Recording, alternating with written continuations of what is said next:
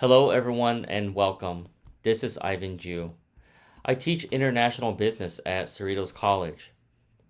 Chapter 14 introduces a very important topic in international business: how multinational corporations organize, coordinate, and control their worldwide operations. International organization design refers to how a multinational company structures its people, departments, reporting, relationships, and decision-making processes across different countries. As companies expand globally, they face questions such as, should decisions be made at headquarters or locally? How should foreign subsidiaries be organized? How can operations across countries be coordinated? How do managers ensure global consistency while allowing local flexibility? And what is international control? Control refers to the systems and processes used to ensure that subsidiaries and employees around the world work toward the company's overall objectives. Examples include financial controls, performance metrics, budgets, reporting systems, corporate culture, and global policies and procedures. So with that, let's begin. This outlines the learning objectives for this chapter. In 14.1, you'll get a better understanding of international organization design. You'll learn what organizational design means in a multinational company, how international expansion affects company structure. The key idea here is that as firms expand internationally, they often need to change from a simple domestic structure to a more complex global structure. In 14.2, you'll learn 5 advanced global organizational structures and hybrid structures. There are 5 common international organizational designs and hybrid structures. In 14.3, you'll understand key issues in global organization design, and so this will address important challenges like centralization versus decentralization, global integration versus local responsiveness, and coordination across borders. In 14.4, you'll understand international control systems. In 14.5, you'll learn how global firms manage control methods used by multinational companies.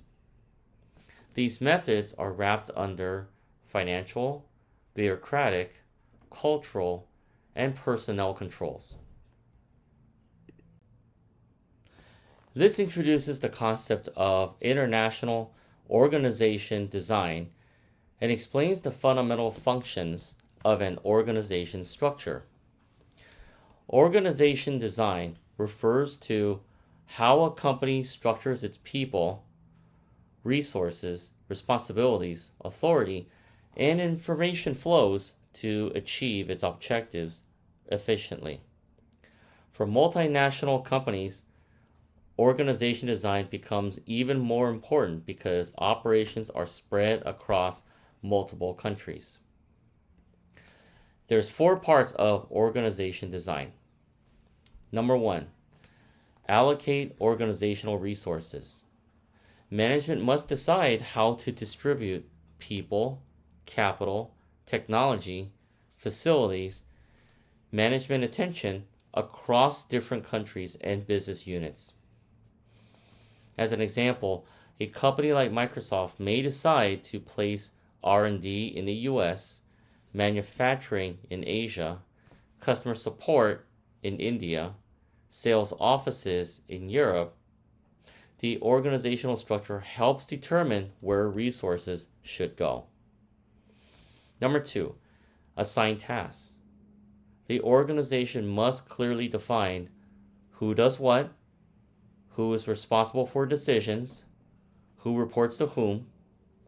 As an example, without clear task assignments, confusion and duplication will occur. Number 3, provide information. Employees need information to make decisions. The organization design determines what information is available, who receives it, when they receive it. As an example, a country manager in Japan needs information about local sales, customer preferences, competitor activity, in order to make effective decisions. Number 4, collect and transmit information. Organizations must not only provide information, but also gather information from subsidiaries, report it to headquarters, share it across departments. As an example, a subsidiary in Germany may discover a new customer trend. The organization should allow that information to flow to headquarters, other European subsidiaries, product development teams, and so this helps the company respond globally. But why is this more difficult internationally? So for domestic companies, there's one country, one culture, one legal system. But for multinational companies, there's multiple countries, different languages, different regulations, different cultures, different currencies. The organizational design must coordinate all of those complexities. So here's a key example. Apple. Apple's organization design helps allocate resources. So most R&D is in California. Assign tasks. So product teams are organized globally. Provide information. This is for global reporting systems. Collect information. Sales and customer data from every country flow back to headquarters, and this allows Apple to maintain a consistent worldwide strategy. This explains how a company's organizational structure typically evolves as it becomes more involved in international business. The 3 items shown represent 3 stages of international organizational development. Number 1, the corollary approach. In the earliest stage of international expansion, a company does not create a separate international unit. Instead, international activities are simply added onto existing domestic departments. The international business is treated as a corollary or an extension of domestic operations. As an example, a U.S. software company receives a few orders from Canada and the UK. Instead of creating a global organization, domestic sales staff handle foreign customers. Domestic accounting handles foreign invoices. Domestic logistics handles exports. International business remains small and informal. So the advantages of this are low cost, it's simple, and works when foreign sales are limited. The disadvantages, however, are that international business receives little attention. Managers may lack international expertise. It's difficult to scale. Number 2, export department. So as international sales grow, the company creates a dedicated export department. This department focuses specifically on foreign customers and export activities. Their responsibilities include export documentation, customs compliance, international shipping, foreign distributors, and international customer service. As an example, a U.S. manufacturer generates 15% of revenue overseas.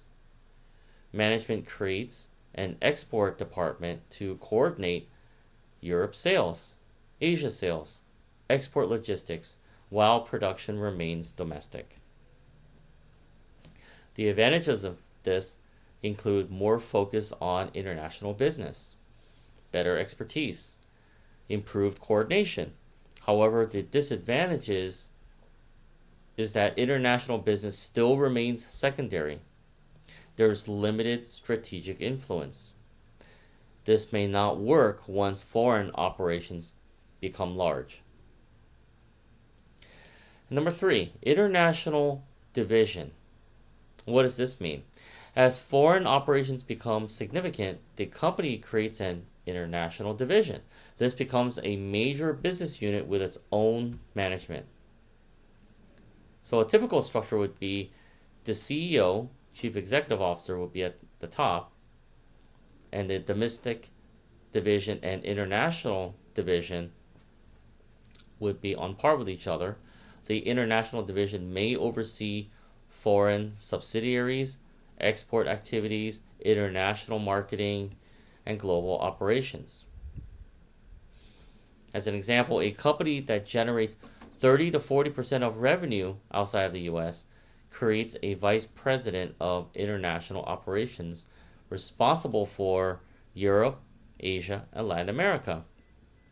The advantages of this would be it gives international business strategic importance, there's better coordination across countries, it develops international expertise, and it supports rapid global growth. However, the disadvantages would be it can create conflict between domestic and international units. It may duplicate functions. And eventually, this may become inefficient for very large multinational firms. This introduces the concept of global organization designs and highlights the 3 types of knowledge that multinational companies must balance when structuring their organizations. A global organization design is the structure a multinational company uses to manage operations across countries. The challenge is no single organizational design can perfectly balance all business needs. Companies must decide whether to emphasize geographic expertise, product expertise, or functional expertise. There's 3 components of global design. Number 1, area knowledge or geographic expertise. Here, managers understand local customers, local culture, local competitors, local regulations, and local business practices. As an example, a manager in Japan understands Japanese consumer preferences, business etiquette, local regulatory requirements better than someone sitting at headquarters in California. The benefits would be strong local responsiveness, better customer relationships, and faster response to local market changes. Number 2, product knowledge. Managers become experts in specific products or product lines. They focus on product development, product strategy, product profitability, product innovation across all countries. As an example, at Apple, the iPhone division, Mac division, services division, each product team focuses on improving its products globally. The benefits of this would be consistent global products, faster innovation, and strong product expertise. Number 3, functional knowledge. What does it mean? Managers specialize in business functions. Examples would include finance, marketing, operations, HR, and R&D. As an example, a global chief financial officer manages worldwide budgeting, financial reporting, tax strategy, treasury across all countries. The benefits here would be economies of scale, standardized processes, and deep expertise. So this summarizes the major organizational structures, global organizational designs used by multinational corporations and the management philosophies that guide how they operate internationally. Part 1. Common forms of global organization design. These are the 5 most common ways multinational companies organize their worldwide operations. Number 1, product design. The structure is organized by product line. So the advantages are strong product expertise, faster innovation, and global product consistency. The disadvantages, though, would be less attention to local market differences, and product divisions may duplicate efforts. As an example, Apple organizes largely by product categories: iPhone, Mac, services, and wearables. Number 2, area design. The structure is organized by geographic regions. The advantages would be better understanding of local customers, better response to local regulations, and strong local market focus. However, the disadvantages would be duplication across regions and less global standardization.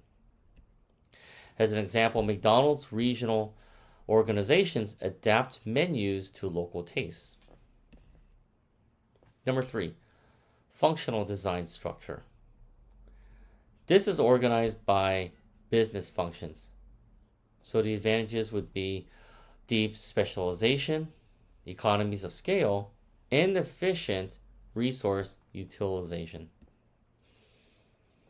The disadvantages, however, would be coordination challenges, and this can become bureaucratic as the company grows.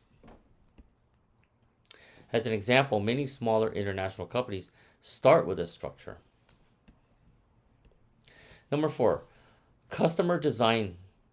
This structure is organized around customer groups. So advantages here would be better customer focus and tailored solutions, but the disadvantages would be potential duplication of products and services. As an example, Microsoft often separates enterprise clients from public sector clients and consumer markets. Number 5, matrix design.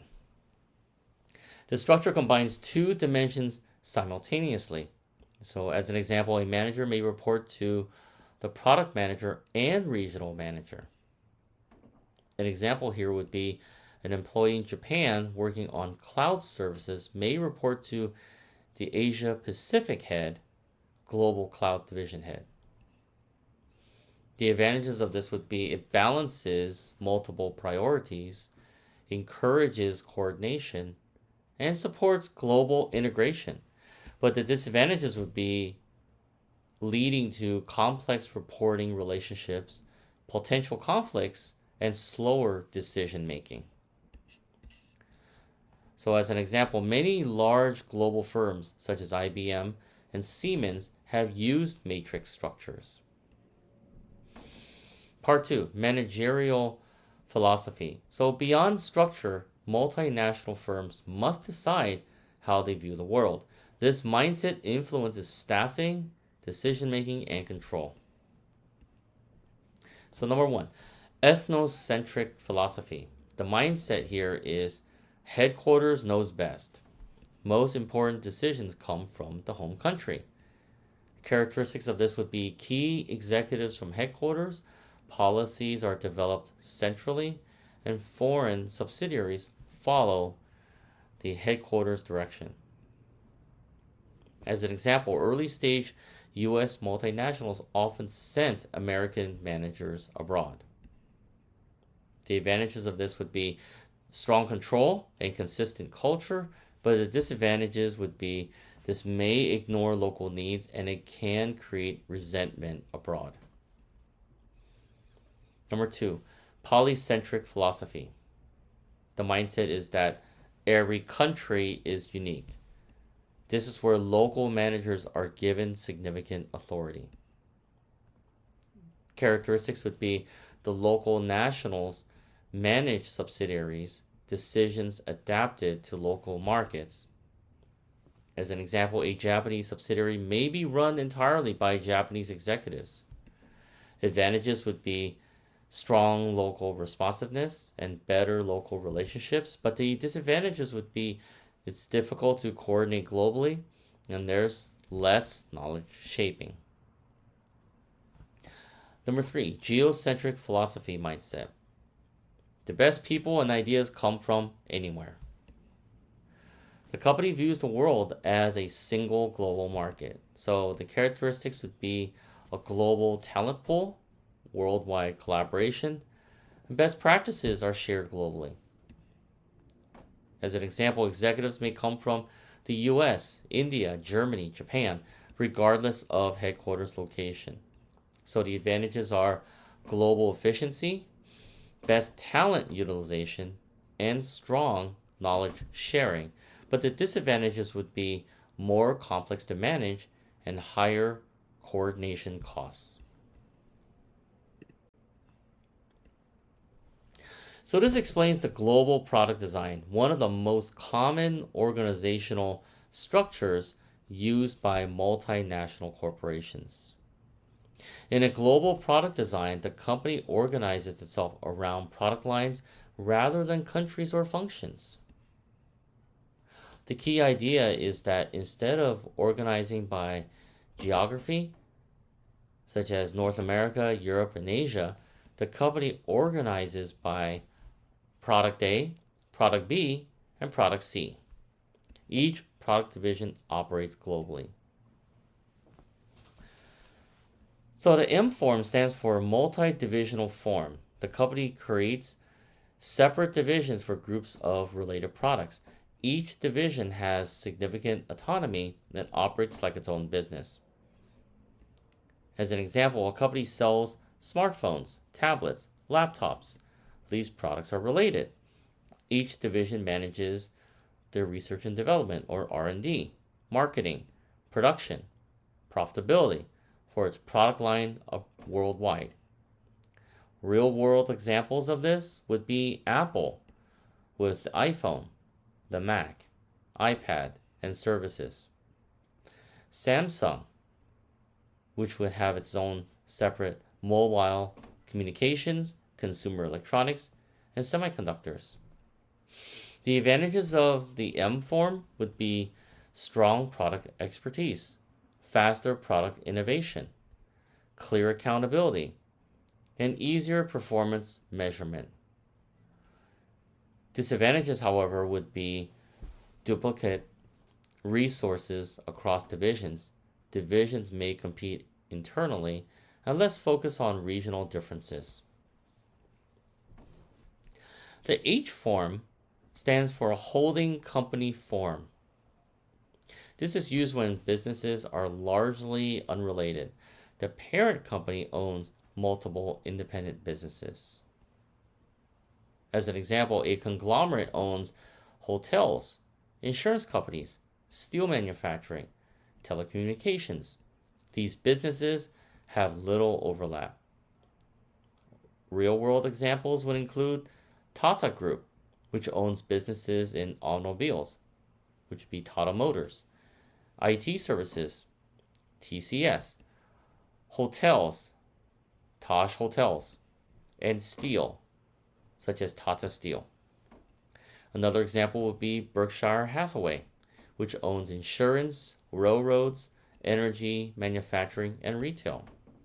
So the advantages of H form would be diversification, risk spreading, businesses operate independently, and it's easier acquisition of new companies. But the disadvantages would be limited synergies between businesses, difficulty to create a common strategy, and headquarters may have limited operational expertise. This discusses the advantages and disadvantages of a global product design, where a multinational company organizes its operations around product lines rather than countries or functions. In a global product design, each product division is responsible for its product worldwide. Each division manages the R&D, manufacturing, marketing, and sales for its product globally. So here are the advantages. Number one, expertise. Because employees focus on a specific product line, they develop deep product knowledge. As an example, Apple's iPhone division concentrates entirely on product development, marketing, supply chain management. This specialization creates world-class expertise. The benefit is better products, faster innovation, and stronger technical capabilities. Number two, efficiencies. A product-focused structure allows resources to be shared globally. As an example, a single global product team can design one product, manufacture at scale, sell worldwide, instead of having separate designs for each country. The benefit is economies of scale, lower costs, and reduced duplication. Number three, global marketing. The company can create a consistent global brand. As an example, Apple markets the iPhone similarly in the United States, Europe, Japan, and China. This creates a unified brand image. The benefit is stronger brand recognition and consistent customer experience. Number four, geocentric corporate philosophy. The geocentric philosophy means that the best ideas and talent can come from anywhere in the world. Rather than favoring headquarters or a specific country, the company uses global talent. So, as an example, a product team may include engineers from India, designers from California, marketing experts from Europe. The benefit is global perspective, better decision making, and stronger innovation. The disadvantages would include number one, expensive duplication. Different product divisions may duplicate activities. As an example, each division may have its own finance staff, its own HR team, its own marketing group. This increases costs. So the problem is this leads to overlapping resources and higher administrative expenses. Number two, knowledge development problems. Product divisions may become isolated. So as an example, the smartphone division develops a new technology, but the laptop division never learns about it. So the problem here is knowledge silos, missed opportunities, and reduced innovation sharing.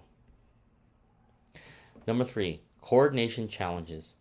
Global product divisions must coordinate activities across many countries. As an example, launching a new product may require coordination among US headquarters, European distributors, and Asian manufacturers. So the problem here is communication complexity, slower decisions, and conflicts between regions. Number four, corporate learning issues. These would be lessons learned in one division may not spread throughout the company. As an example, a successful marketing strategy in one product division may never be adopted elsewhere. So the problem here is lost organizational knowledge and reduced cross-divisional learning. This provides a real-world example of a global product design using the Samsung Group. The slide shows that Samsung organizes its business primarily by product business groups rather than by geography, such as Asia, Europe, or the Americas, or by functions, marketing, finance, and operations. Each major business group is responsible for its products and operations worldwide. The electronics group is responsible for smartphones, TVs, home appliances, consumer electronics, and the global responsibility would be the product development, manufacturing, marketing, and sales. The chemical products group would be responsible for petrochemicals, industrial chemicals, materials, and so this operates globally within its industry. Financial Services Group, they're responsible for banking, insurance, investment services, and so this manages the financial products worldwide. There's also other affiliated companies, and this also forms the other affiliated companies group. So this contains the diversified businesses such as catering services, hotels and resorts, professional sports, hospitals and medical centers, semiconductors. So these businesses operate as separate product and service units. So why does Samsung use this structure? Samsung competes primarily through product innovation. So the success depends on better smartphones, better TVs, better semiconductors, not necessarily on country-specific differences. Therefore, Samsung groups experts by product. So here are the advantages for Samsung. Deep product expertise. So electronics managers focus only on electronics. Benefits would be better technical knowledge, faster innovation, stronger product leadership. As an example, Samsung's smartphone engineers don't need to manage hotel operations. Number 2, on the global scale, the electronics group can design products once, sell them worldwide, spread R&D costs globally, and so the benefits here would be lower costs, larger production volumes, and stronger competitiveness. Number 3, faster product decisions.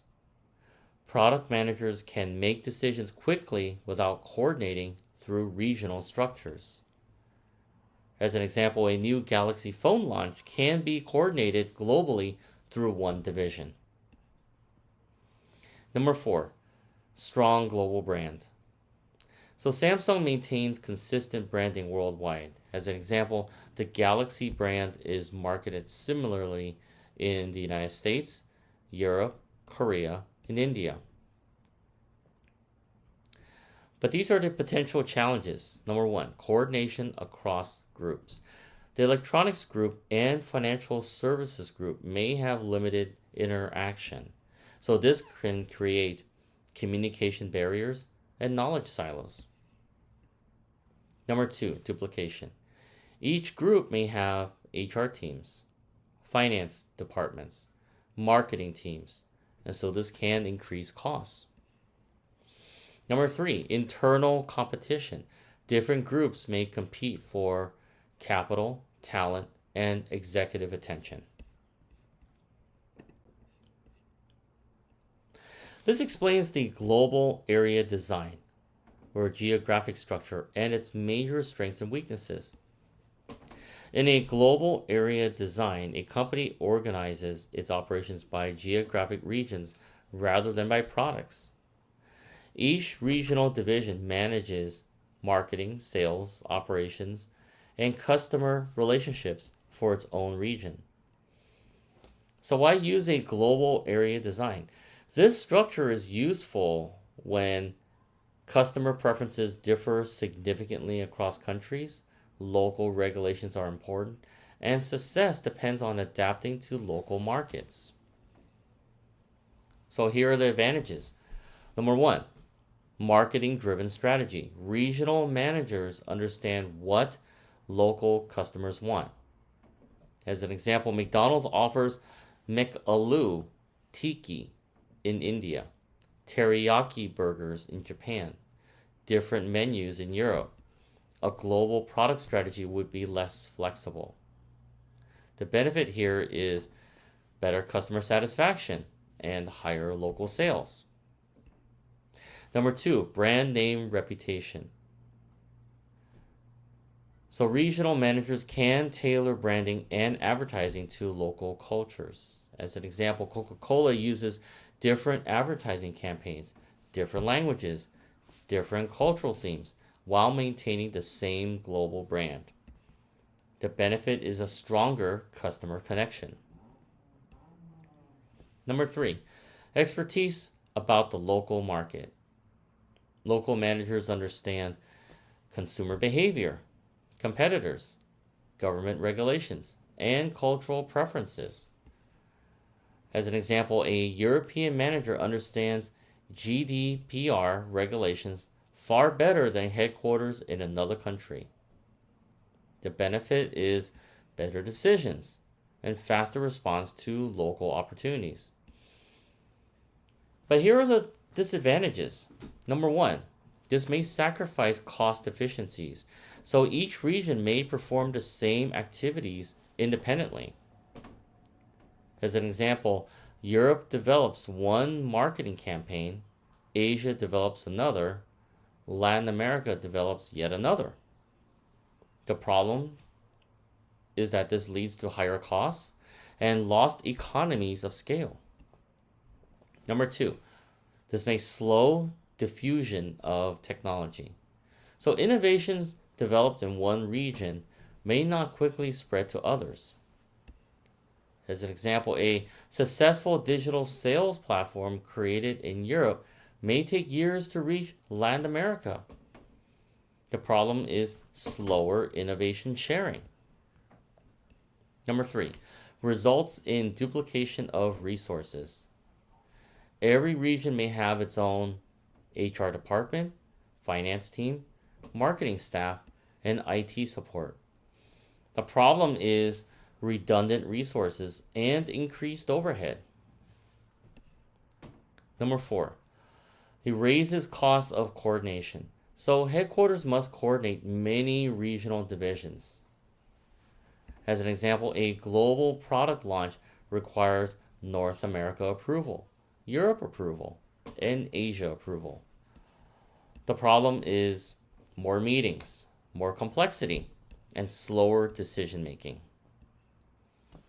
Number five, impedes global product planning. So regions may prioritize local needs over global consistency. As an example, Europe wants one product version, Asia wants another, North America wants a third. This makes it harder to create a unified global product strategy. So the problem here is that this leads to fragmentation and reduced standardization. Real-world examples of this are, here are the companies that are often using area designs: Coca-Cola, McDonald's, Nestle, Unilever. These companies must adapt products and marketing to local tastes. This provides a real-world example of a global area design or geographic structure using staff company Adecco SA, one of the world's largest human resource and temporary staffing firms. What is this slide showing? So instead of organizing by product lines, Adecco organizes its business by geographic regions. Each regional head is responsible for all business activities within that region. Why does Adecco use a geographic structure? So Adecco's business is highly dependent on local market conditions. Staffing and employment services vary significantly across countries because of labor laws, tax regulations, employment practices, cultural expectations, and economic conditions. Therefore, local expertise is more important than global product standardization. Here's an example: staffing services in different countries. The United States. It's a flexible labor market. Temporary staffing is widely accepted. In France, there are strong labor protections. There's more government regulations. In Japan, there's lifetime employment traditions, different recruiting practices.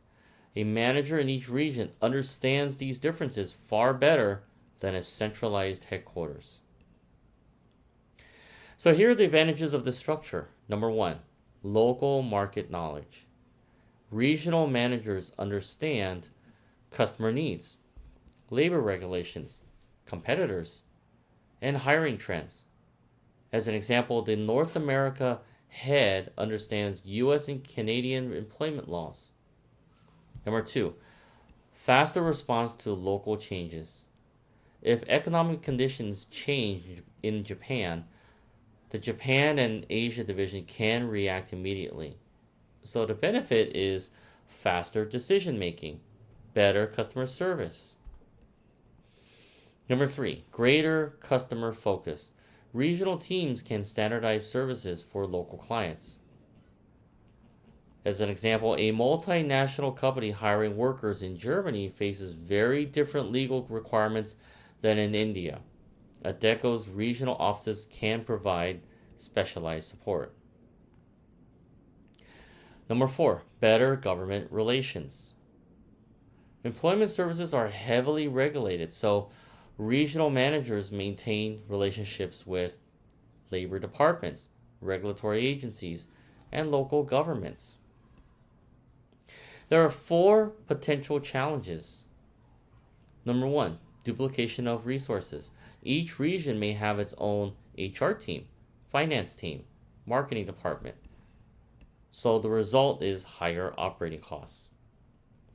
Number 2, difficult global coordination. Headquarters must coordinate many independent regions. As an example, implementing a new HR technology platform globally may require approval from every regional office. So the result here is slower implementation. Number 3, inconsistent practices. Different regions may develop different systems and procedures. The result is less standardization and more complexity. Number 4, reduced economies of scale. Regions may purchase services or technology independently instead of leveraging global buying power. So the result is higher costs. This explains the global functional design, a structure where a company organizes its international operations according to major business functions rather than products or geographic regions. In a global functional design, employees are grouped by their area of expertise. Each department serves the entire worldwide organization. So when is this structure used? This design is most common when the company has a limited product line. Operations are relatively standardized. Efficiency and expertise are more important than local adaptation. So as an example, a specialized engineering company selling one product worldwide might use this structure. Here are the advantages. Number 1, transfer expertise. Employees working in the same function can easily share knowledge worldwide. As an example, the global finance team can implement the same financial reporting standards, internal controls, tax policies across all countries. The benefit is that the best practices are spread quickly and higher quality decisions are made. Number 2, centralized control. Headquarters maintains strong oversight over key activities. As an example, the CFO can directly control global finance operations rather than relying on regional managers. The benefit is consistent policies, better governance, and easier monitoring. Number 3, focus on functional excellence. Employees become specialists in their field. So for example, marketing professionals focus entirely on marketing rather than worrying about manufacturing or finance.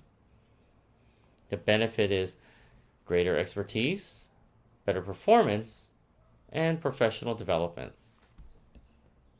However, there are disadvantages. Number 1, limited product or customer focus. So functional managers often focus on their department's goals rather than customer needs. As an example, the manufacturing department wants efficiency, marketing wants customization. These goals may conflict. So the problem is less customer responsiveness and slower product innovation. Number 2, difficult to coordinate. So multiple departments must work together to complete projects. As an example, launching a new product requires R&D, manufacturing, marketing, finance, and sales to coordinate effectively. The problem is There are communication challenges, departmental silos, and slower decisions. Number 3, duplication of resources.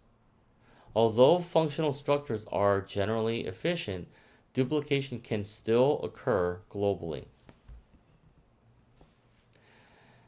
As an example, regional offices may still need local finance staff, HR personnel, legal teams, even though global functions exist.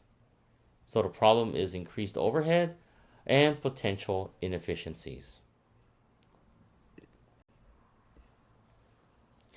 This provides a real-world example of a global functional design using British Airways.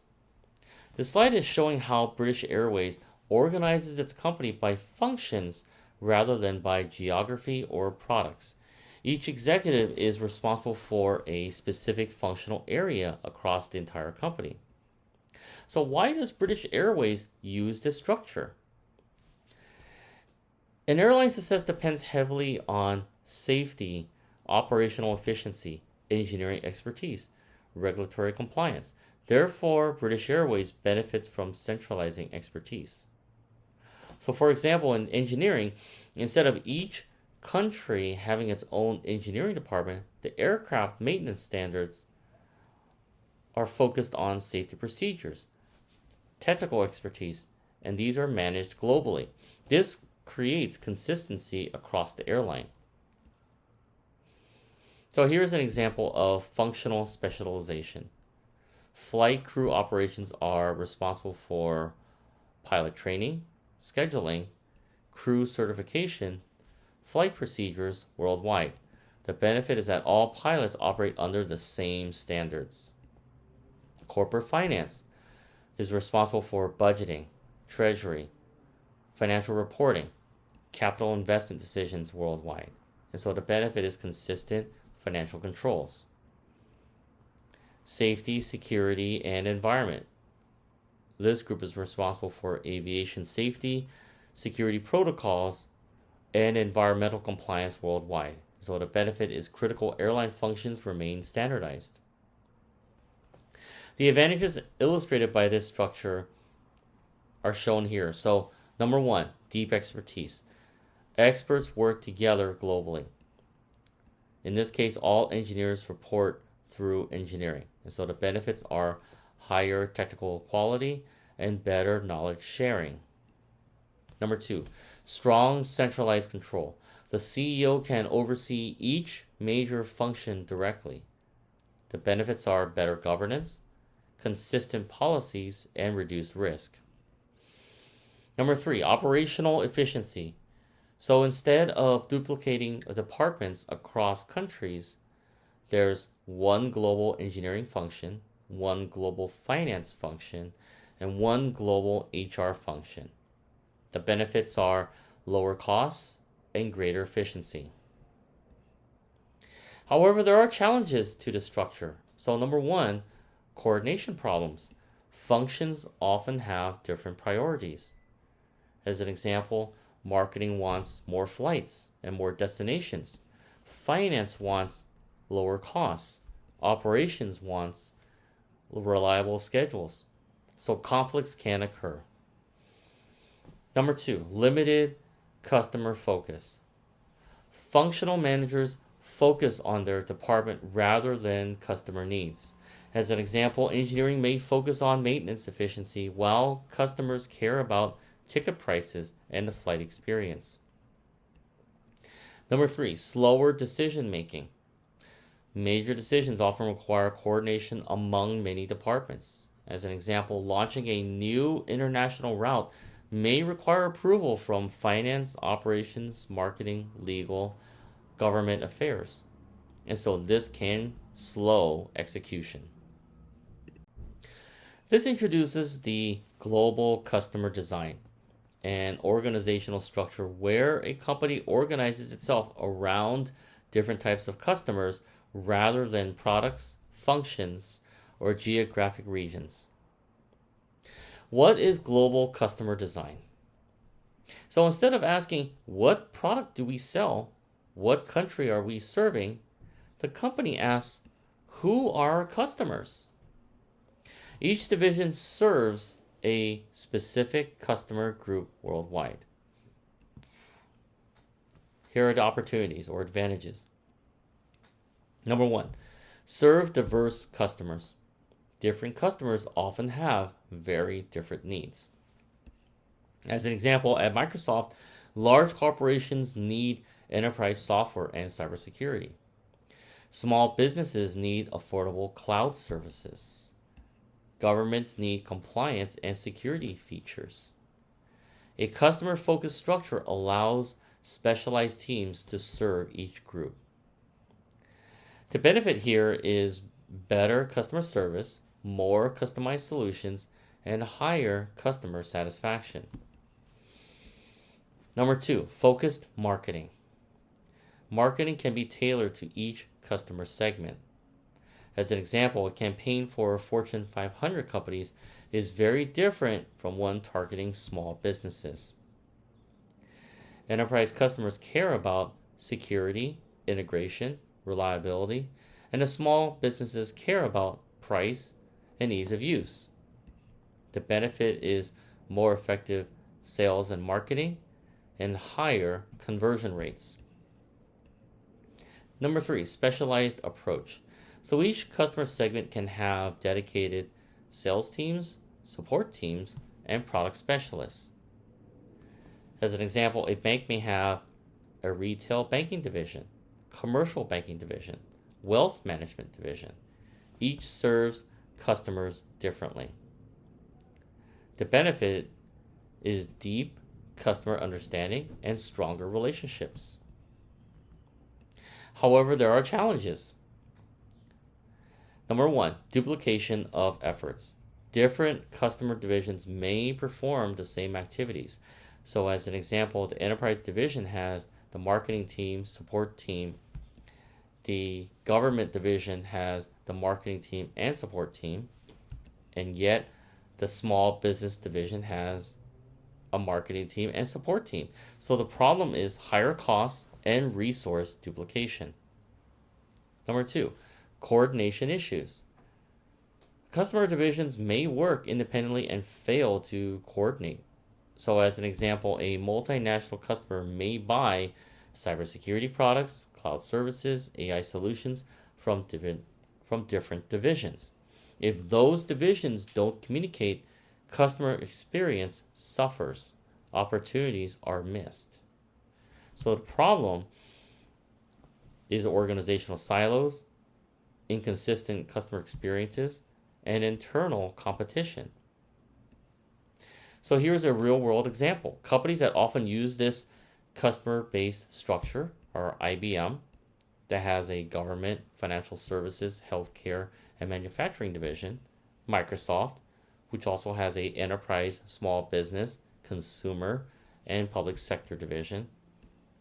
And Salesforce.com, again, enterprise accounts, mid-market, and SMB division. This shows Eastman Kodak's global customer design, a real-world example of organizing a multinational company around customer groups, while also maintaining regional management. So what is Kodak's global customer design? At the top is the CEO or Chief Executive Officer, supported by corporate staff. The company is then divided into three major customer-focused business groups: the commercial business group, the new business group, and the consumer business group. Below these customer groups are regional managers responsible for different geographic markets: Japan, China, US and Canada, Asia Pacific, Latin America, Europe, Africa, and Middle East. So why is this called a customer design? Instead of organizing around products like cameras, film, printers, Kodak organizes around different customer segments. These include Commercial Business Group, which serves businesses, corporations, printing companies, and professional users. As an example, commercial printing solutions and imaging systems.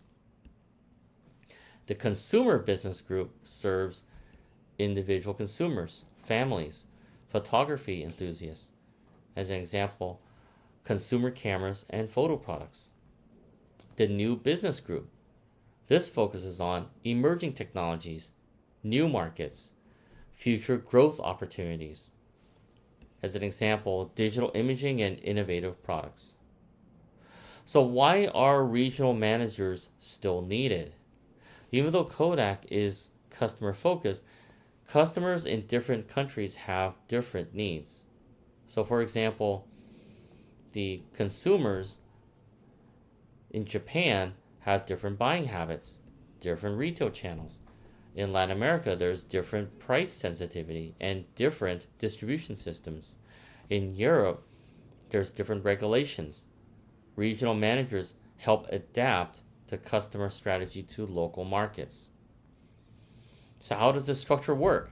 So think of Kodak's organization as having two perspectives. The customer perspective, in this case, what type of customer are we serving? So this asks the question to commercial, consumer, and new business. There's the geographic perspective of where is the customer located.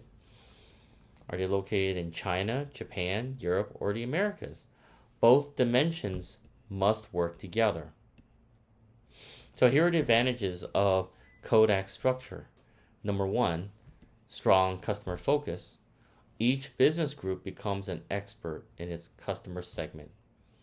As an example, customer managers understand retail buyers, consumer trends, brand preferences. Commercial managers understand corporate purchasing and industrial applications. Number two, better marketing. Marketing can be customized for each customer type. Consumer advertising differs greatly from business to business or B2B marketing. Number three, improved customer relationships. Dedicated teams can build stronger relationships with key customer groups. Number four, supports innovation.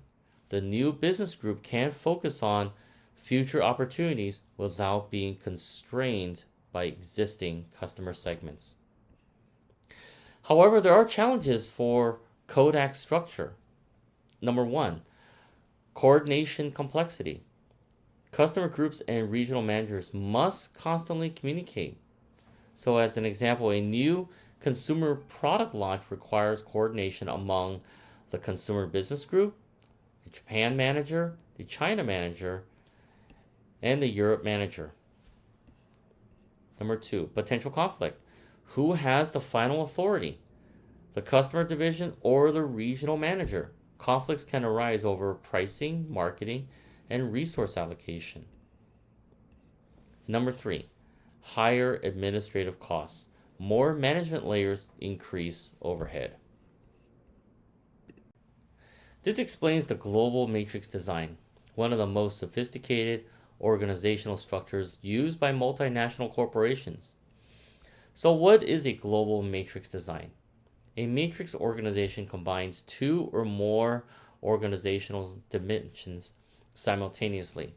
So instead of reporting to only one boss, employees often report to multiple managers.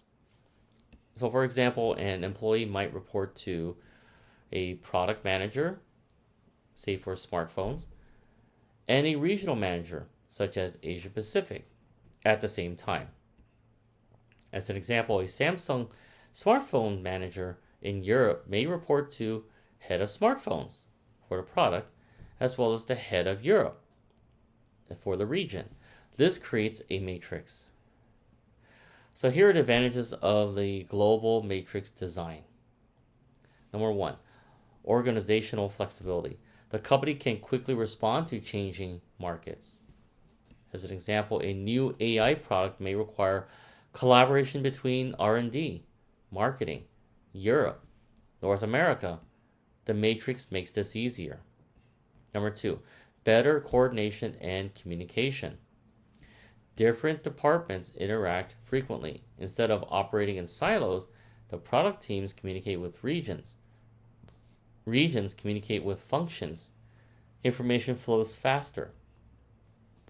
As an example, a customer issue discovered in Japan can quickly reach global product development teams. However, there are disadvantages. Number one is limited use in firms with few products. So if a company only sells one or two products, the matrix adds unnecessary complexity. As an example, a small software company with one product usually doesn't need a matrix. Number two, limited use in stable markets. When markets change slowly, simpler structures work better. As an example, a utility company serving one country may not need a matrix. Number three, involves more than one manager. Employees often have dual reporting relationships. As an example, a marketing manager may report to a global marketing director, a regional business director. This can be confusing. Number four, creates a paradox in authority. So a common question becomes, who is actually my boss? Suppose product manager says, increase product features. Regional manager says, reduce costs for local customers. Which direction should the employee follow? This can create conflicts. Number five, tends to promote compromises. Because decisions require agreement among multiple managers, decision-making can be slower. Solutions may be compromises rather than optimal choices. As an example, instead of launching a product tailored perfectly for one market, managers may settle on a middle ground solution acceptable to everyone.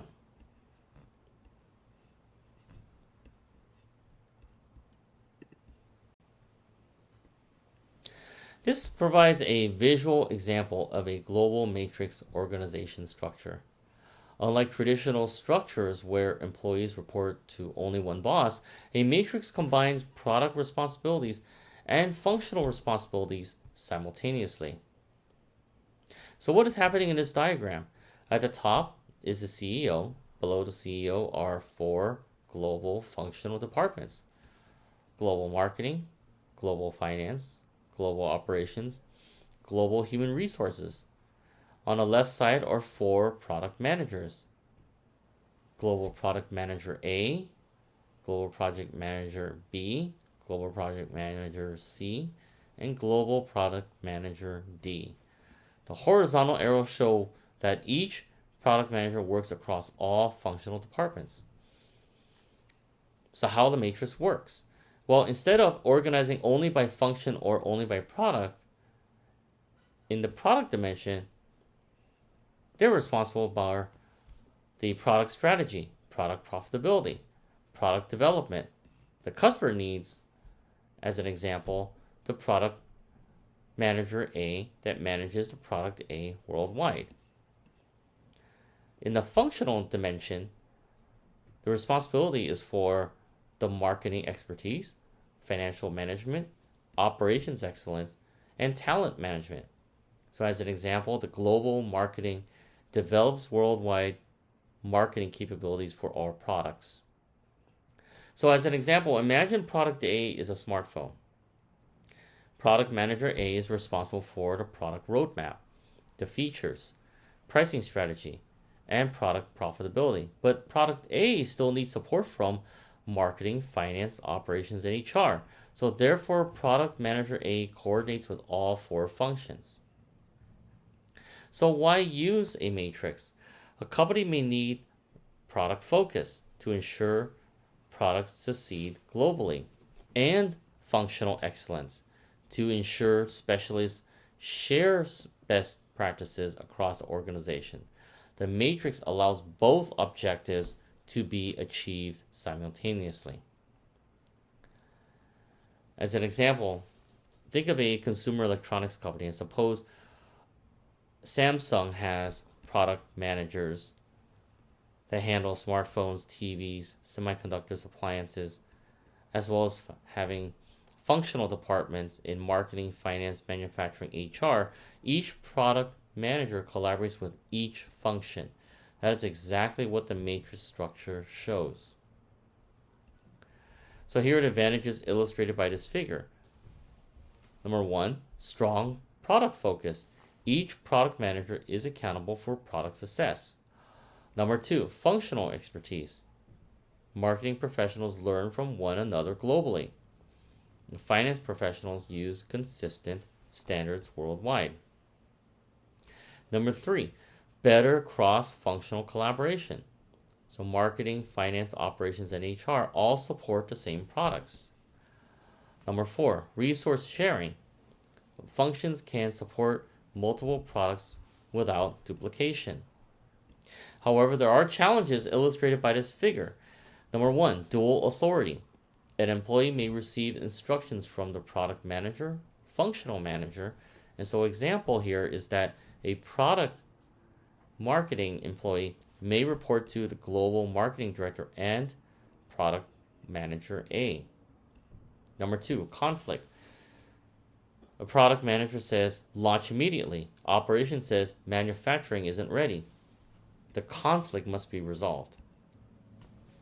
Number 3, slower decisions. Multiple stakeholders often need approval. That leads to more meetings and more coordination. Number 4, accountability issues. So if product A performs poorly, who is responsible? The product manager, marketing, operations, finance? The answer may not be obvious. Here are real-world examples of matrix organizations. So many global companies use matrix structures. IBM, Procter & Gamble, Unilever, Siemens. They often combine product divisions, geographic regions, and functional expertise.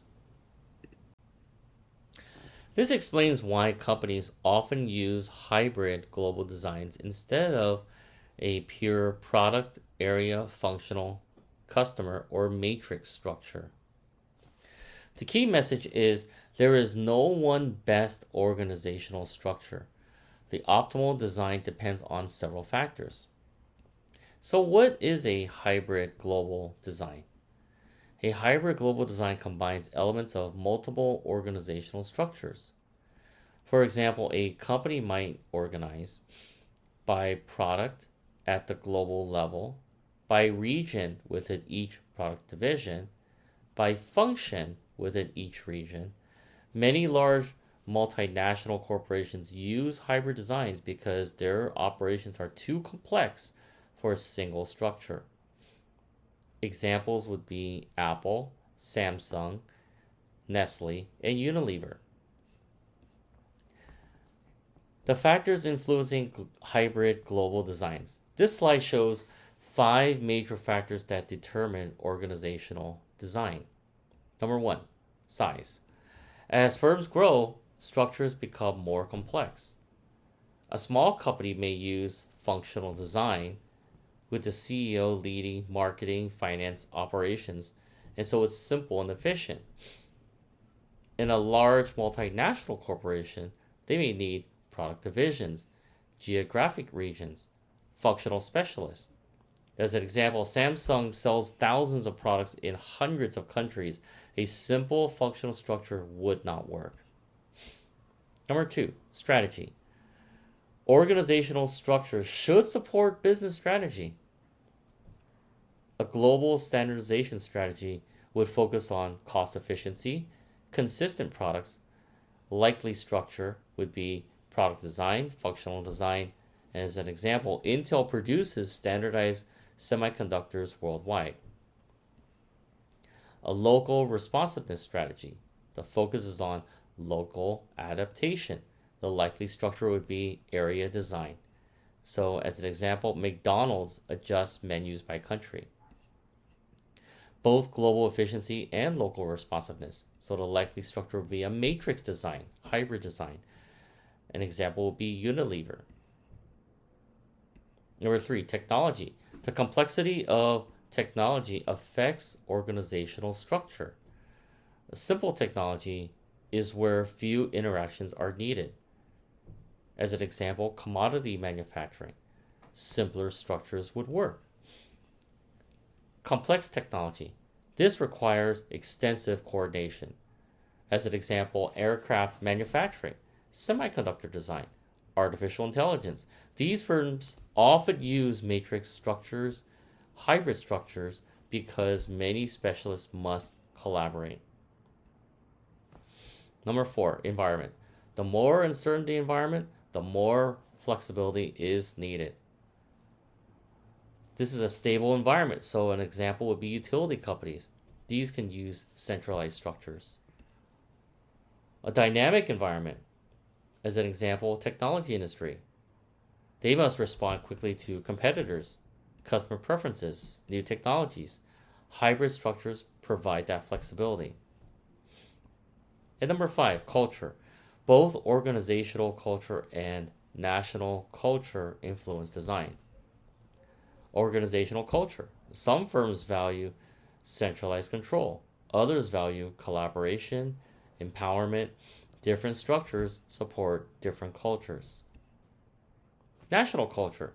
Countries differ in power distance, individualism, communication styles, and so an example of this would be a highly centralized design may work differently in Japan, Germany, United States. Managers must consider these cultural differences. This shows Nissan USA's hybrid organizational design, a real-world example of how large multinational companies combine multiple organizational structures into one system. So what is a hybrid design? A hybrid design combines elements of several organizational structures: product design, functional design, geographic design, and customer design. So instead of choosing only one structure, Nissan combines the strengths of several. What do we see in this chart? So at the top is the chairman and CEO. Below the CEO are several major organizational units. Product divisions, such as Nissan Division and Infiniti Division. Functional departments, Operations Support Group, and Corporate Communications, as well as Legal, Human Resources, Finance, and Corporate Strategy. Product design elements. Notice the two major vehicle brands. Infiniti Division. This is responsible for Infiniti Vehicles, Luxury Vehicle Strategy, Infiniti Marketing, Infiniti Sales. Nissan Division is responsible for Nissan Vehicles, Mainstream Vehicle Strategy, Product Marketing. This is a product-based structure. Functional design elements. Several departments serve the entire company. Finance, financial planning, accounting, auditing, control, human resources for recruiting and training, as well as workforce planning, legal for compliance, contracts, and litigation, communications for public relations, corporate messaging, and so this is a functional structure. Geographic design elements. So notice the regional general managers, East, Central, and West. These managers oversee operations in different geographic areas of the United States. This is an area structure. Customer and market design elements. Under Nissan Division, we see marketing groups such as sedan marketing, sports car marketing, truck utility marketing. These teams focus on specific customer segments. So for example, under the truck and utility marketing, this would target contractors, families, outdoor enthusiasts. Sports car marketing, this would target performance enthusiasts. This resembles a customer-focused structure. So why does Nissan use a hybrid structure? Because Nissan faces multiple challenges simultaneously. Different products, such as the Nissan Altima, Nissan Frontier, Infiniti QX80. Different regions, East Coast, West Coast, Central United States. Different functions, manufacturing, finance, marketing, HR.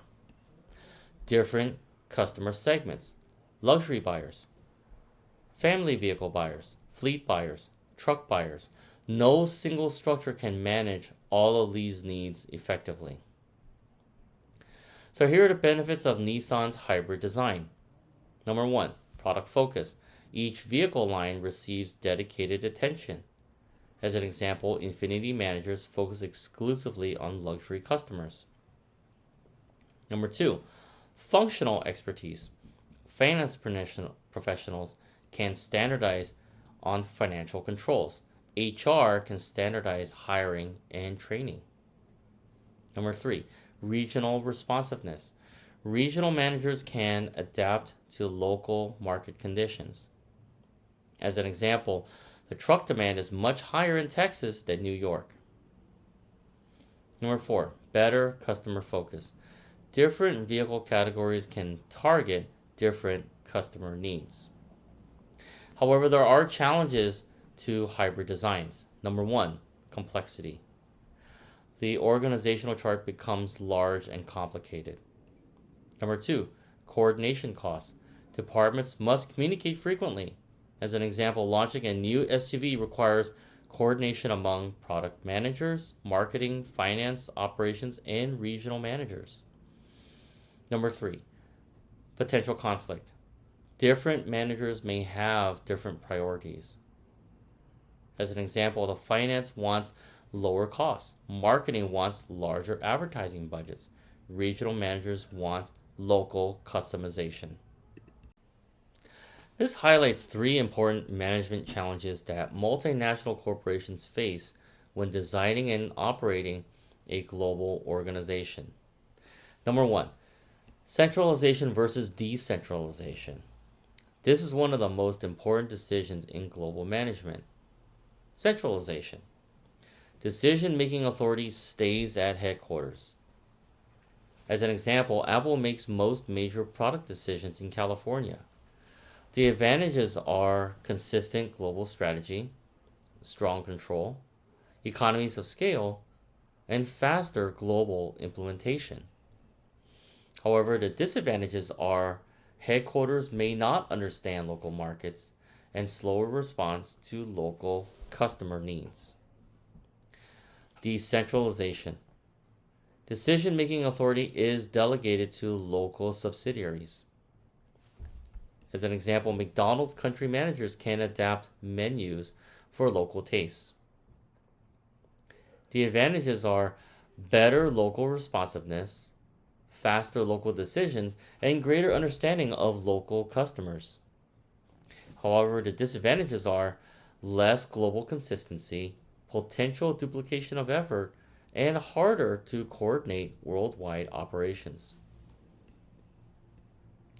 Number 2, role of subsidiary boards of directors. So many multinational companies have boards at both headquarters and foreign subsidiaries. What does a subsidiary board do? This provides local oversight, governance, regulatory compliance, and strategic advice. So why is it important? Local directors understand local laws, political environment, cultural issues, and business practices. As an example, suppose a company called Splashtop has a subsidiary in Japan. A Japanese subsidiary board can help management understand labor regulations, data privacy rules, customer expectations better than the U.S. headquarters alone.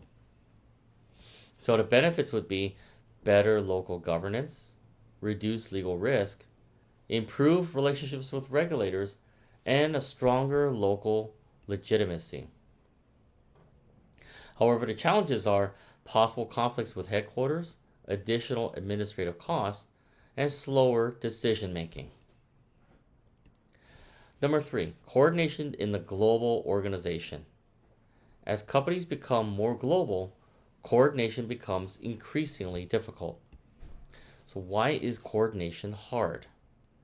Different countries have different languages, different cultures, different time zones, and different regulations.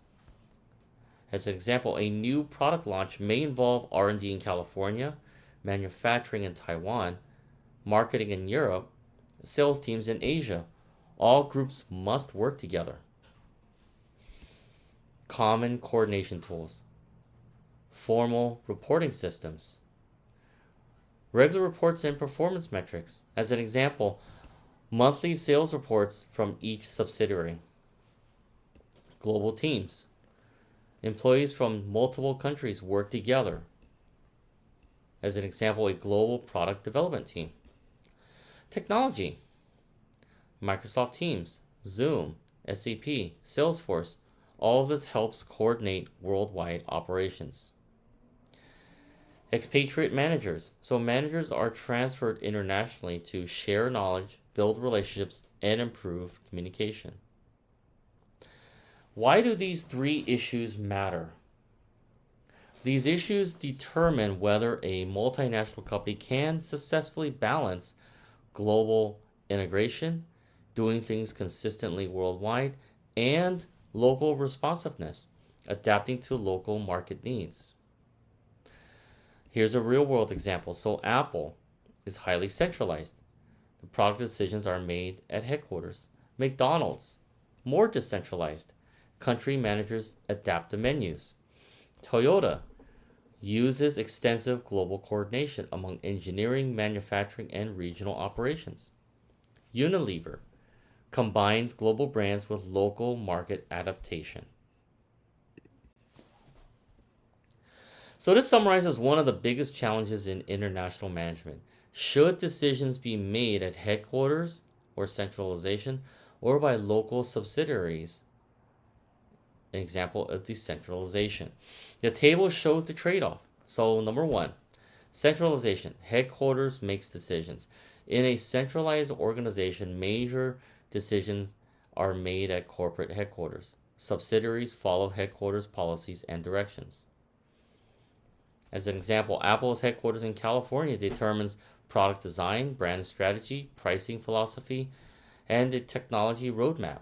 Most countries follow the same global strategy. Why the local market response is lower? Headquarters may not fully understand the local culture, customer preferences, competitive conditions. As an example, a marketing campaign developed in the US may not resonate with customers in Japan or India. Why the overall firm needs are higher? Headquarters can optimize for the entire company. Benefits include consistent branding, global economies of scale, standardized products, better coordination, and stronger control. Number two, decentralization, or local subsidiaries that make decisions. In a decentralized organization, local managers have significant authority. Decisions are made close to customers. As an example, McDonald's allows country managers to adapt menus. In India, this led to the Mikalu Tiki. In Japan, this led to teriyaki burgers. In Germany, this led to local menu variations. Why local market response is higher? So local managers understand customer preferences, local competitors, regulations, cultural norms. They can react quickly to market changes. Why the overall firm needs are lower. So local managers may focus primarily on their own market. Potential problems exist from this. Different strategies across countries, inconsistent branding, duplication of resources, less global coordination. Here's a real-world comparison showing highly centralized environment. So an example would be Apple and Tesla. Characteristics are strong headquarters control and standardized global products. A more decentralized example would be McDonald's and Unilever. The characteristics are greater local flexibility and more adaptation to local markets. So here's the international business dilemma. Multinational companies constantly balance global integration, and the ask would be, how can we operate as one company worldwide versus the local responsiveness, where the question would be, how can we meet local customer needs? This discusses the role of subsidiary boards of directors in multinational corporations. The key message is not all subsidiary boards have the same level of authority. Their power depends on the company's organizational structure, management philosophy, and local legal requirements. What is a subsidiary board? A subsidiary board is the board of directors for a foreign subsidiary of a multinational company. Each subsidiary may have its own board of directors. Scenario 1. Little authority. Some multinational companies use subsidiary boards mainly to satisfy legal requirements. In this case, most decisions are made at headquarters. Local board members simply approve decisions already made by the parent company. Strategic direction comes from corporate headquarters. As an example, a U.S. company may decide pricing, product strategy, budget, major hiring decisions. The subsidiary board merely formalizes these decisions. The advantages would be strong global control, consistent strategy, and faster global coordination. The disadvantages are less local flexibility, and it may overlook local market conditions. Scenario 2. Substantial decision-making authority. So other multinational firms give local boards significant power. The subsidiary board can decide local investments, marketing strategy, hiring executives, partnerships, and regulatory matters. As an example, a Japanese subsidiary board may approve a local acquisition, customize products for Japanese customers, develop country-specific strategies without needing headquarters approval for every decision. The advantages of this would be faster local response, better understanding of customers, and stronger compliance with local regulations. The disadvantages would be less global consistency, potential conflicts with headquarters. So why does authority matter? Well, several factors influence how much authority a subsidiary board receives. Number 1, corporate strategy. Global strategy leads to more headquarters control. Local adaptation strategy, more subsidiary authority.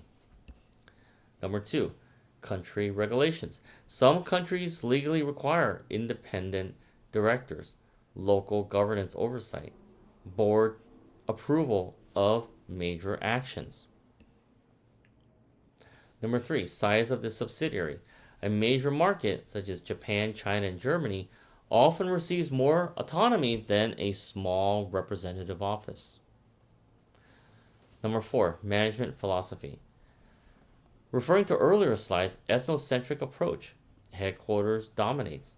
Polycentric approach, local managers and boards have more authority. Geocentric approach, authority is shared globally. So this explains how multinational corporations coordinate activities across countries, business units, and functions. The challenge is when employees, subsidiaries, and managers are spread across many countries, how does the company ensure everyone works towards the same goals? The slide presents 4 major coordination mechanisms. Number 1, organizational hierarchy. This is the traditional chain of command. How it works. Employees report to managers, managers report to directors, directors report to executives, and executives report to the CEO. The advantages would be clear authority, fast decision making, and easy accountability. The disadvantages are information can be moved slowly, headquarters can become overloaded, and local issues may not be fully understood. Number 2, rules and procedures. Companies establish standardized policies that everyone must follow. Examples are accounting policies, expense reimbursement rules, cybersecurity requirements, code of conduct, and transfer pricing policies. The advantages are consistency worldwide, reduces confusion, and supports compliance. Number 3, ad hoc coordination techniques. Ad hoc means coordination created for a specific issue or project. So examples are special task forces, cross-functional teams, temporary project committees, crisis management groups. The advantages are the flexibility, fast response, and solves unique problems. As an example, suppose a software company launches a new AI product. A temporary team may include engineering in the US, marketing in Europe, legal in the US, tax in the US, sales in Asia. Once a project is complete, the team dissolves. Number 4, informal coordination mechanisms. These are personal relationships and unofficial communication channels.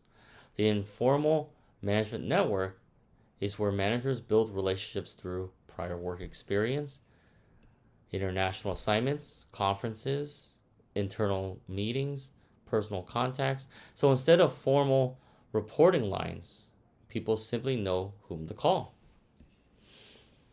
As an example, rather than submitting a formal request through multiple levels of management, Michael calls the finance manager in Singapore directly because they've worked together before.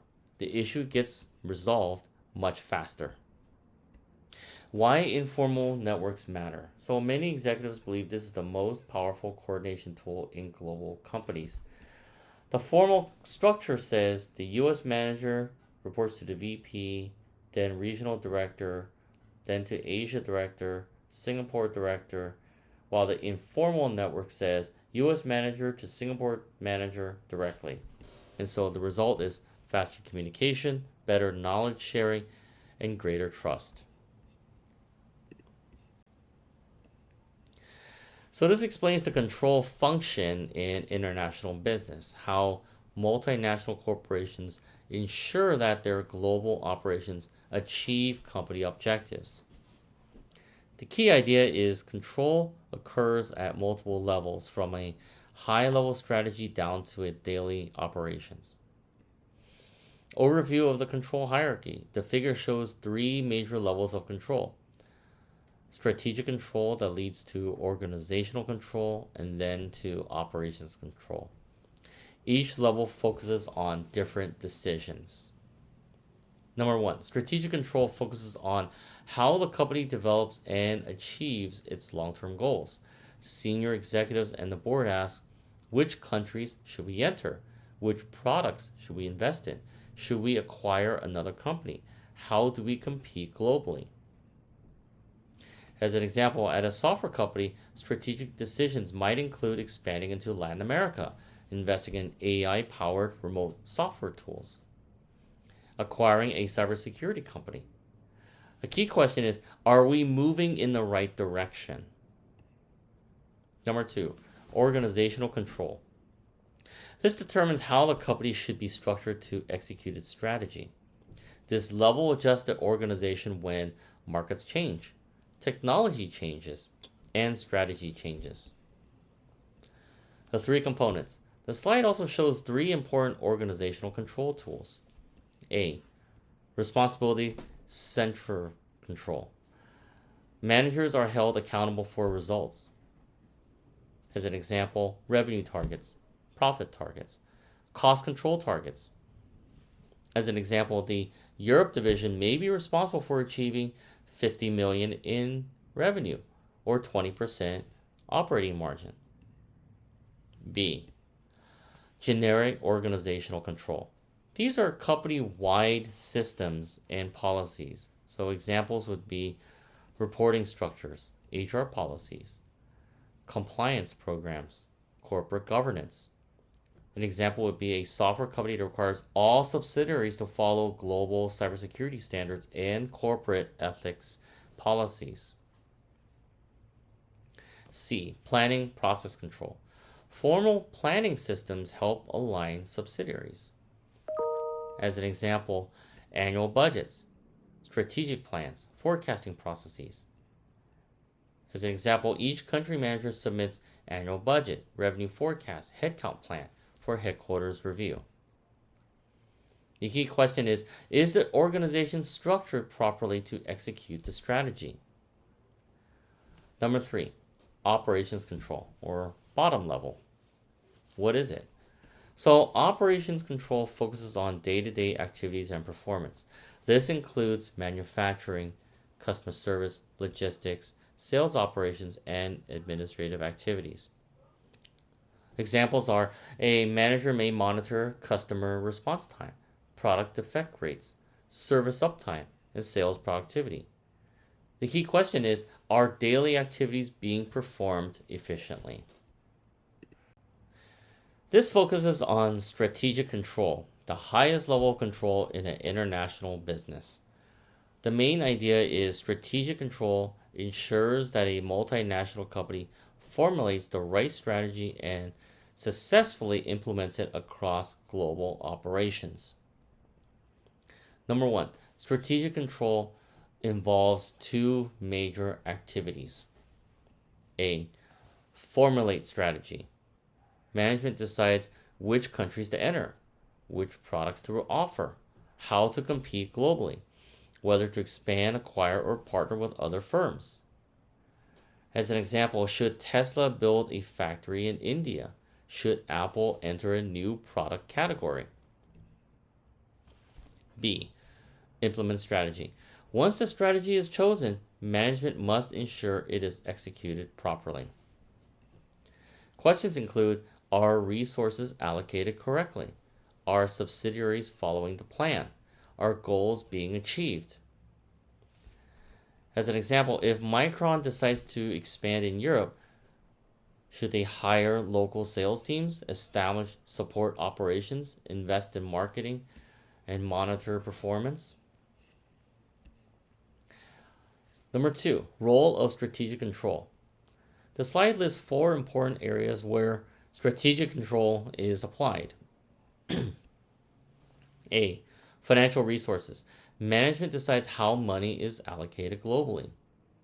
The questions are, which country receives investment? Which business unit gets funding? Which projects get prioritized? As an example, a company may decide to invest over $50 million in AI development, reduce investment in declining product lines. This is a strategic decision, not an operational one. B. Inventory management. For global companies, inventory is expensive and complex. Strategic control determines where inventory should be located, how much inventory to carry, how to balance cost and customer service. As an example, Apple strategically manages inventory worldwide to minimize storage costs, ensure products are available during launches. Poor inventory strategy can lead to stockouts, excess inventory, and lost sales. C. Exchange rate fluctuations. Multinational companies earn and spend money in multiple currencies. Strategic control helps manage currency risk, hedging strategies, and pricing decisions. As an example, if the US dollar strengthens, foreign profits may decline when converted into dollars. Management may decide to hedge currency exposure, change pricing, shift production locations. D. Joint ventures and strategic alliances. Many international firms expand through partnerships. Strategic control determines which partners to choose, how much control to retain, how risks and rewards are shared.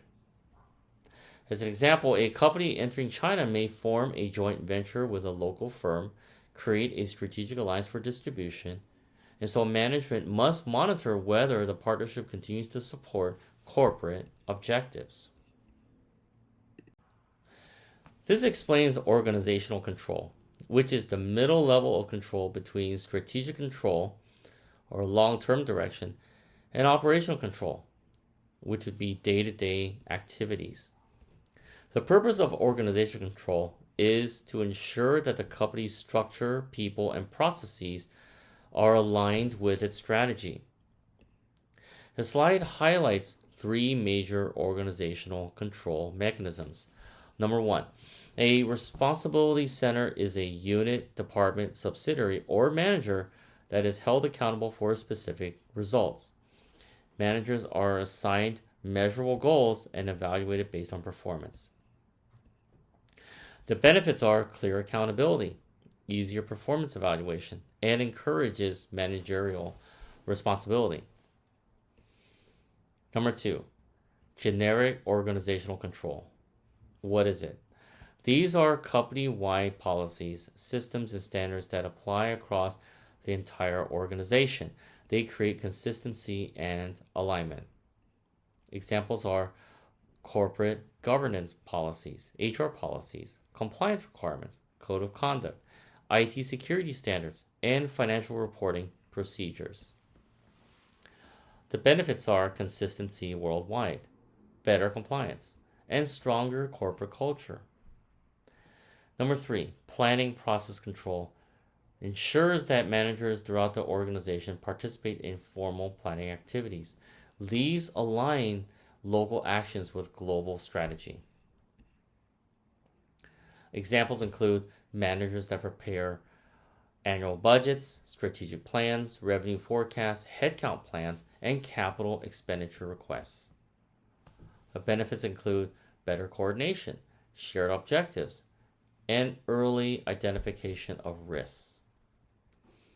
As an example, opening a new market. Suppose Micron enters Brazil.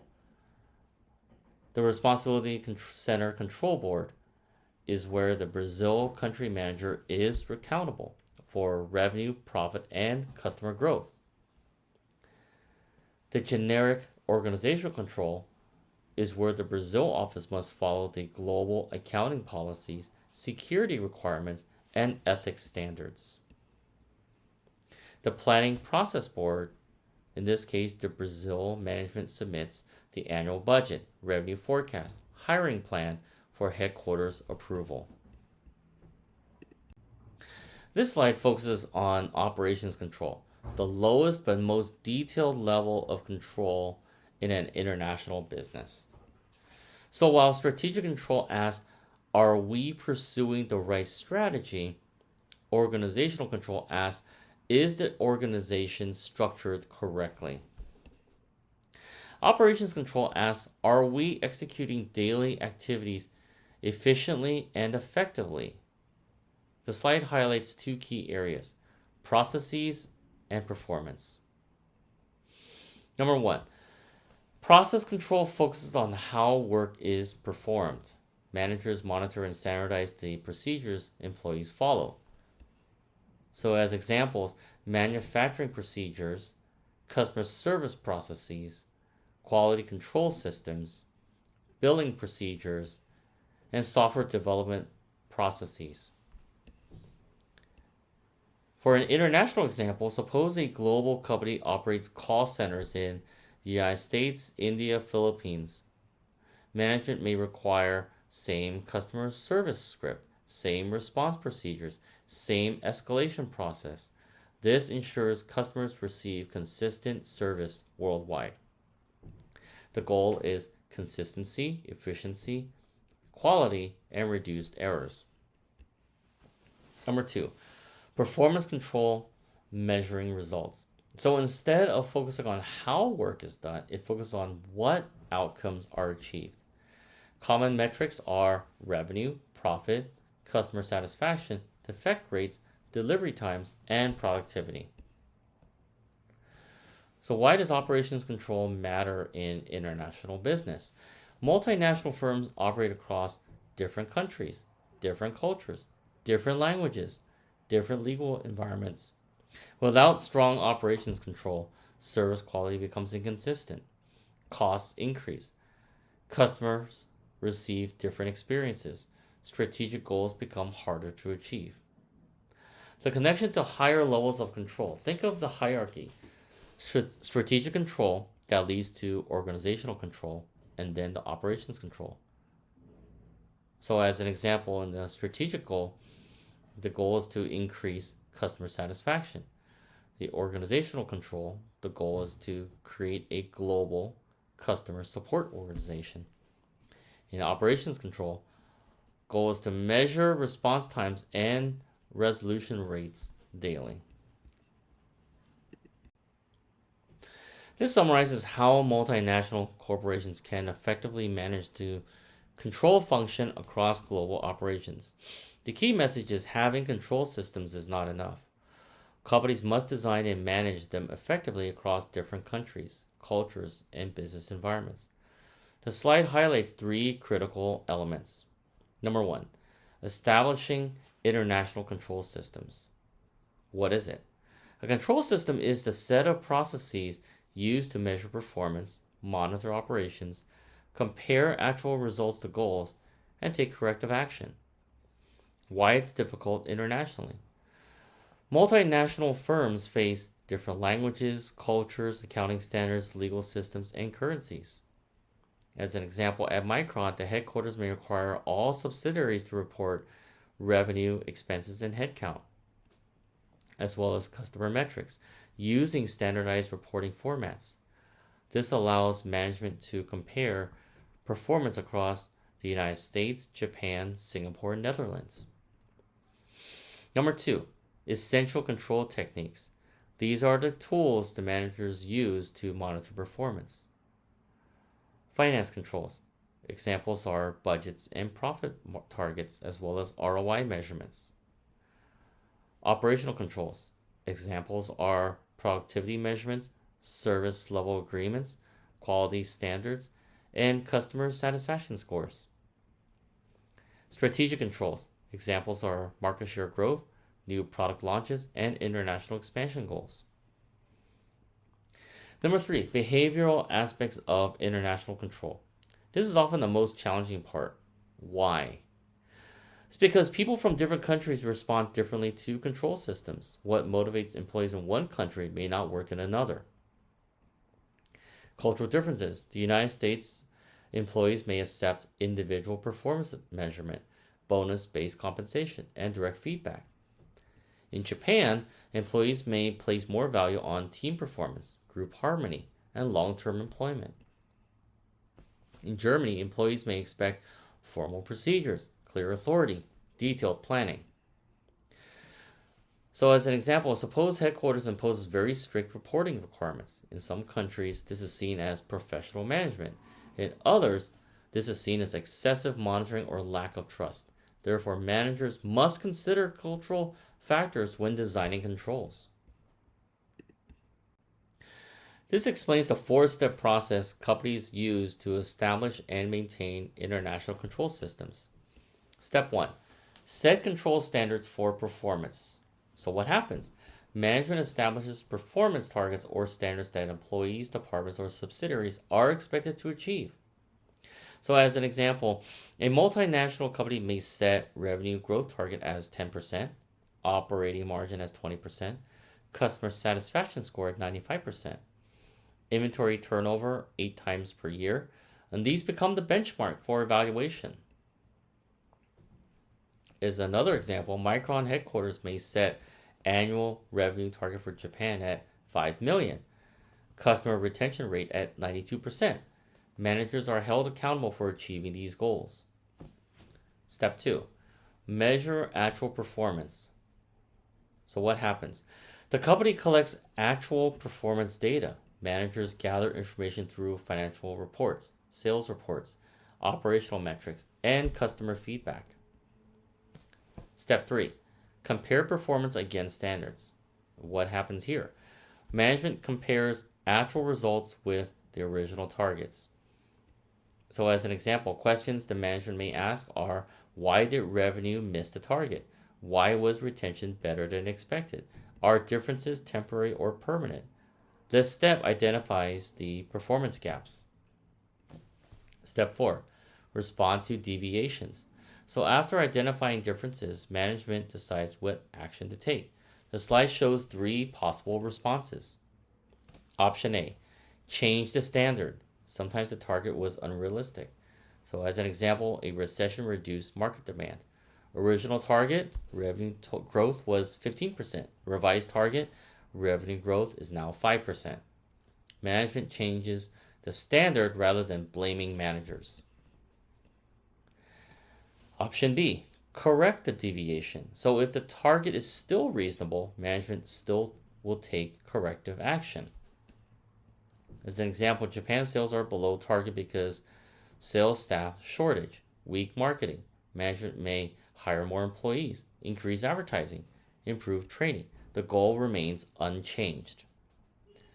Option C, maintain the status quo. So if the actual performance is close to the target, no major changes are needed.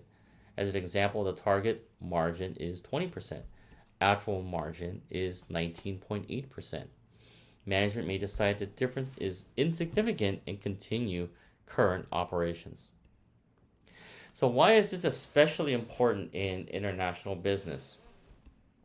Global companies operate in different countries, currencies, regulations, cultures, and so control systems help headquarters monitor subsidiaries consistently. The control system helps management determine which regions perform well, which need support, and whether strategic goals are being achieved. And so the feedback loop, notice that the dotted line arrows around the diagram. This means control is continuous, not a one-time event. The process repeats. It sets the standards, it measures performance, and compares results. As to take action, set new standards, and then repeats itself all over again. This explains three of the most important tools multinational companies use to control and monitor their international operations. Essential control techniques. These are the mechanisms management uses to ensure subsidiaries and employees are performing according to company objectives. Number one, accounting systems provide financial information that allows management to monitor performance worldwide. What they track: revenue, expenses, profitability, cash flow, assets and liabilities, budget variances. Why is this important internationally? Headquarters needs consistent financial information from all countries. Number two, procedures. What are they? Procedures are standardized rules and policies that employees must follow. They ensure consistency across countries. Examples: a company may establish procedures for purchasing approvals, expense reimbursements, hiring employees, inventory management, cybersecurity controls, financial reporting. So as a company example, Micron may require all vendor payments above $25,000 would need approval. All subsidiaries close books by the 5th business day. All sales tax filings follow corporate procedures. Regardless of whether the employee is in the United States, Japan, Singapore, Netherlands, the same procedures apply. The benefit is that the procedures reduce errors, fraud, and inconsistent decisions. Number three, performance ratios. What are they? Performance ratios are numerical indicators used to evaluate efficiency and effectiveness. Managers compare ratios across countries, business units, time periods, and so the common financial ratios are profitability ratios, such as gross margin, operating margin, return on assets, liquidity ratios, current ratio, quick ratio, efficiency ratios, inventory turnover, accounts receivable turnover, and then growth ratios, revenue growth percentage, customer retention percentage. So how these three techniques work together. The accounting systems provide the data, which leads to procedures to ensure operations are performed consistently, which then leads to performance ratios that help analyze results and identify the problems. So a real-world example would be, suppose a multinational company discovers that its European subsidiary has lower profits than expected. Management might review accounting reports. They may check whether local managers followed company procedures, analyze their performance ratios. The result is, if the expenses are too high, this will lead to cost reduction. If the inventory turnover is low, this leads to improving the inventory management system. If procedures are not being followed, this leads to strengthening the controls. This focuses on the human side of control systems in international business. The main message is even if a control system is technically sound, it can fail if employees and managers resist it. Number one, resistance to control.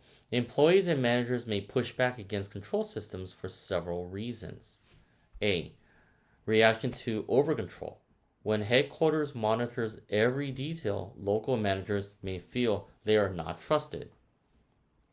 As an example, a U.S. headquarters requires weekly reports, multiple approvals, constant reporting. A manager in Japan or Germany may feel headquarters does not trust us to do our jobs. This can reduce motivation and initiative. B. Inappropriate focus. Sometimes control systems measure the wrong things. As an example, a company measures only sales revenue. Managers may ignore customer satisfaction. This leads to affecting product quality, long-term relationships. People begin focusing on the metric instead of the actual business goal. C. Increased accountability. Control systems make performance more visible. Some managers may resist because their results are being compared to others. Poor performance becomes obvious. They feel pressure from increased scrutiny. As an example, a subsidiary manager may dislike monthly profitability rankings because poor performance is exposed. Number two, overcoming resistance to control. The slide then explains 4 ways companies can reduce resistance. A. Participation. Allow managers and employees to participate in developing control systems. Why does this work? People support when they help create. As an example, instead of headquarters imposing targets, local managers may help set sales goals. Regional leaders help develop KPIs. This creates ownership. B. Accountability. This clearly defines responsibilities, expectations, performance measures. Employees are more accepting when standards are fair and understood. As an example, a country manager knows revenue target, profit target, customer retention target, and understands how success will be measured. C. Diagnosis. For the diagnosis or diagnostics, management should use controls to diagnose problems, not simply assign blame. As an example, revenue misses target. Good response. What caused the problem? Poor response. Who should we punish? Diagnostic controls help identify market changes, competitive threats, and operational issues. D. Culture. A strong corporate culture can reduce the need for excessive formal controls. Example would be companies like Google, Toyota, Microsoft rely heavily on shared values and culture. Employees naturally make decisions aligned with company goals. When culture is strong, less monitoring is needed. More trust exists. Global coordination improves. So the international business challenge is control becomes even harder internationally because cultures differ. For example, in the United States, employees often accept individual performance evaluations and direct feedback. In Japan, employees may prefer group accountability, consensus decision making. In Germany, employees may value clear rules, formal procedures. A control system that works in one country may create resistance in another. Okay, so we've now come to the review questions for this chapter. Number 1, what are some of the initial impacts of international activity on organization design? When a company first expands internationally, its organizational structure becomes more complex. Common changes are the export department. A company creates a specialized department to manage foreign sales. As an example, a U.S. software company begins selling to Europe and creates an export team. An international division. So as a international business grows, the company creates a separate division responsible for all foreign operations. As an example, a company might have a dedicated international division overseeing Japan, Singapore, and Europe. The key impact is that international expansion requires more coordination, more communication, more specialized managers, and new reporting relationships. Number 2, what is global product design? What are its strengths and weaknesses? So the definition is that the company is organized around product lines. Example would be Samsung, which has a electronics group, chemical products group, and financial services group. The strengths are product expertise, efficient product development, easier global product standardization, and strong global branding and marketing.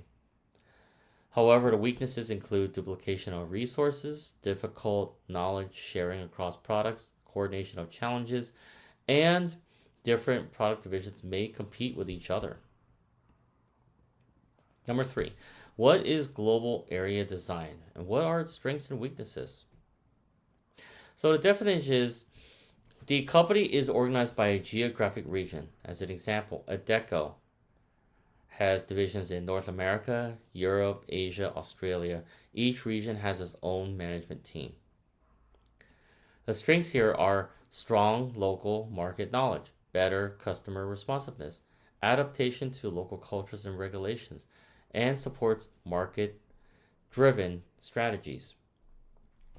The weaknesses include resource duplication, higher operating costs, difficult global coordination, and slower transfer of innovation. Number 4, what is global functional design? What are its strengths and weaknesses? So the definition of this is the company is organized by business functions. As an example, British Airways, marketing, finance, human resources, engineering, and legal. The strengths are strong functional expertise, centralized control, efficient use of specialists, and easier knowledge sharing within functions. Weaknesses include difficult coordination across functions, less focus on products and customers, slow decision making, functional silos may develop. Number 5, what is global customer design? What are its strengths and weaknesses? So the definition of this is that the company is organized around customer groups. Example would be Kodak, commercial customers, consumers, and new business customers. The strengths are better customer service, tailored marketing approaches, greater understanding of customer needs, and strong customer relationships. However, the weaknesses include duplication of efforts, coordination problems, higher costs, and different customer units may pursue conflicting goals. Okay, so this is the second page of the review questions. Number 1, what is the global matrix design? What are its strengths and weaknesses? The definition: a global matrix design combines 2 or more organizational structures simultaneously, typically product, functional, geographic, or customer structures. Employees often report to more than one manager. So as an example, a product manager may report to product division manager, regional manager at the same time. The strengths include organizational flexibility, better coordination across functions and regions, improved communication, and balances global and local needs.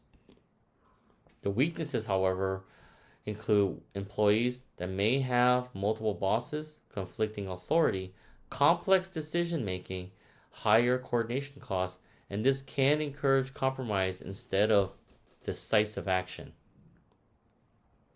Number 2, what are the 3 levels of control in international business? So the chapter identifies 3 major levels of control. A, strategic control. This focuses on whether the company is achieving its overall strategy. Examples would be global expansion plans, acquisitions, joint ventures, and exchange rate management. B, organizational control. This focuses on how organization is structured and managed.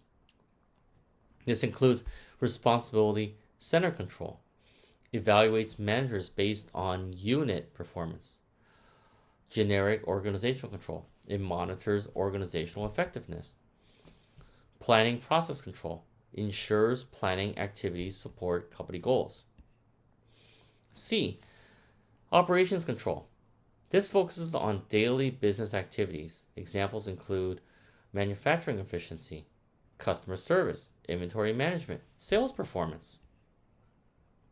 Number 3. Why is financial control so important? Financial control is critical because multinational corporations operate across multiple countries, multiple currencies, different legal systems. Financial controls help management monitor performance, the revenue, profitability, cash flow. Protects assets, prevents fraud and reduce waste. Allocate resources, invest where returns are highest. Manages risk, such as currency fluctuations, credit risk, and economic uncertainty. As an example, a company compares profitability among US, Japan, Singapore, Netherlands to determine where resources should be invested. Number 4. What are the 4 basic steps in establishing an international control system? So this comes directly from figure 14.8. Step 1. Set control standards. Establish desired performance targets. As an example, the revenue target is 10 million, but a profit margin is 20%. Step 2. Measure actual performance. Collect performance data. As an example, actual revenue is 9 million and actual margin is 18%. Step 3. Compare performance against standards. Determine whether results meet expectations. As an example, the revenue shortfall is 1 million. Margin shortfall is 2%. Step 4. Respond to deviations. Management decides whether to change the standard. Target was unrealistic. Or correct the deviation, which is to take corrective action. Or maintain status quo. The performance was acceptable. And so now we've come to the end of this lecture. Thank you, everyone. I hope you all have found this useful. Please be sure to reach out if you have any questions. Take care, and I'll see you on the next video. Goodbye for now.